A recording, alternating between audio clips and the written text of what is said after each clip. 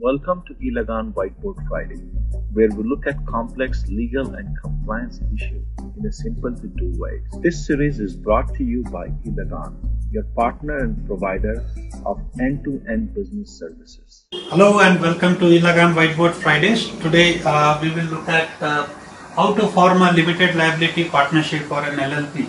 So to form an LLP you need minimum 2 people. You can have more than that, but minimum is 2. And now it is important and mandatory for Indian citizens and NRIs to have a PAN whoever is trying to be a designated partner. So the designated partner should have a PAN. So make sure if you are not that you have the PAN, or otherwise if anybody else is representing, like many times many founders when they are doing a moonlighting and stuff, so they nominate some of their family members to actually start forming the company, and then they continue to moonlight the whole activity. So make sure they have the PAN, otherwise it would delay the whole process. You'll have to first get the PAN and then get going on to the rest of the process. So the first step is getting a digital signature, and it is important to get a digital signature for all the designated partners. Those are involved for an LLP case. So you need to get a digital signature because all the documents are filed electronically. And to know more what is a digital signature, please refer to our other video on digital signature.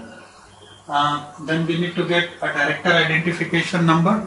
Although the people here are called designated partner, there is a unique number which is given to each designated partner, which has now been merged into the DIN database. So the number is now called DIN number for both. If you are a director or a designated partner, you need not have 2 numbers.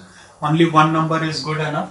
So we need to get the director identification number or DIN for all the proposed designated partners.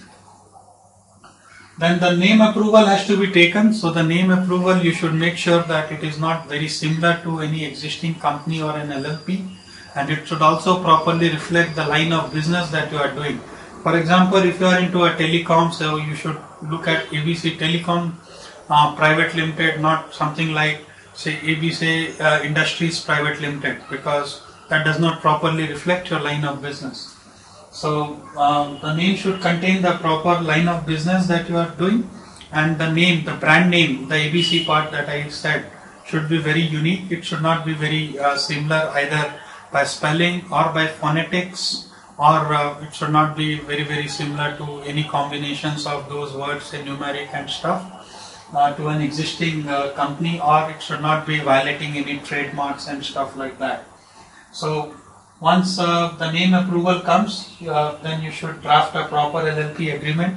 This is the master agreement which decides the various terms of relationship between all the partners, how you will induct a partner, how a partner will leave, who will do, what are the roles and responsibilities, what are the activities the company is supposed to do, and things like that. So it's a very important and a fundamental document.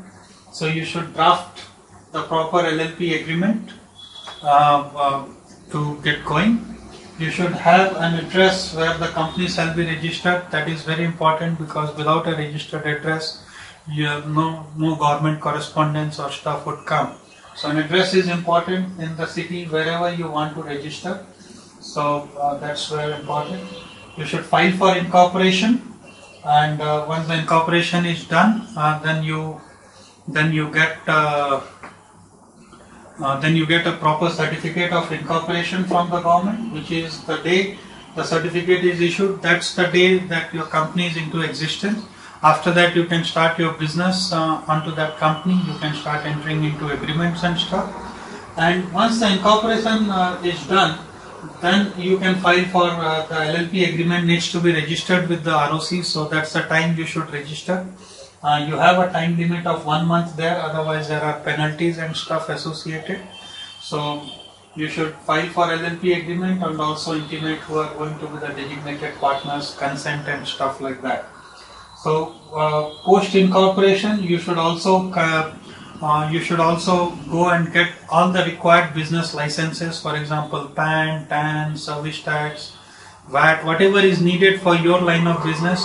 Please try not to overkill or underkill here, because Both are a dangerous scenario. If you are underkill, then you are actually not complying to all the requirements of the law.